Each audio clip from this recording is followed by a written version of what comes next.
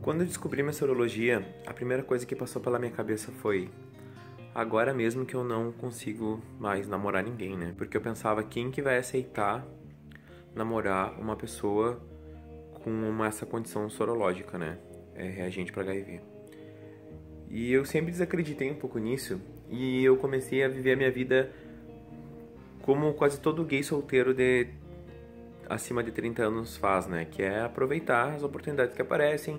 De vez em quando fica com uma pessoa, de vez em quando curte com outra, fica um tempo sozinho, daqui a pouco aproveita mais um pouco, mas sem se preocupar muito em compromisso e tal, porque era uma coisa que parecia que não ia aparecer tão cedo. Eu sempre fui um cara muito direto, principalmente nesses aplicativos assim de pegação, porque as pessoas estão ali por um objetivo só e todo mundo é adulto e tal, então eu sempre ia no ponto, assim. Todo mundo sabia o que queria e eu ia direto no ponto. E às vezes eu me tornava um pouquinho agressivo demais, eu acho, e isso às vezes corria algumas pessoas que poderiam estar querendo alguma coisa séria. Ano passado, né, em 2016, em maio de 2016, um menino me adicionou, né, no Instagram, acho que adicionou minha conta no Instagram, e curtia quase todas as fotos que eu postava.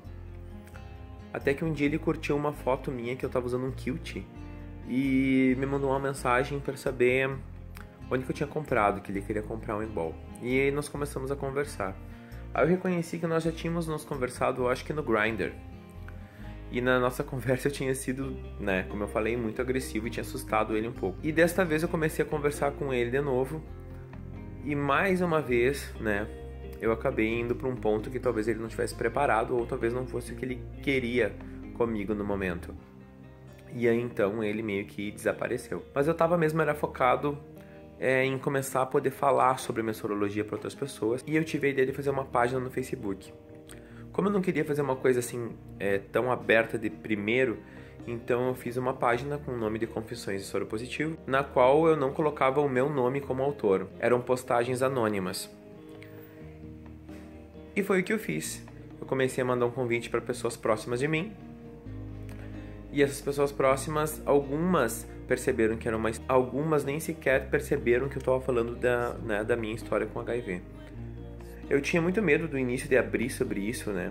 De falar quem era o autor daquilo, porque eu sou formado em Educação Física, né? Licenciado e bacharel em Educação Física, e tinha medo da reação dos meus alunos e dos lugares que eu trabalhava, porque eu promovo saúde e tal, e eu tinha medo que o fato de eu ser soro positivo pudesse influenciar em alguma coisa no meu ambiente de trabalho. Talvez as pessoas acharem que eu não pudesse mais dar aula, ou talvez as pessoas acharem que eu tinha um problema de saúde, então não ficaria bem eu dando uma aula que promove saúde.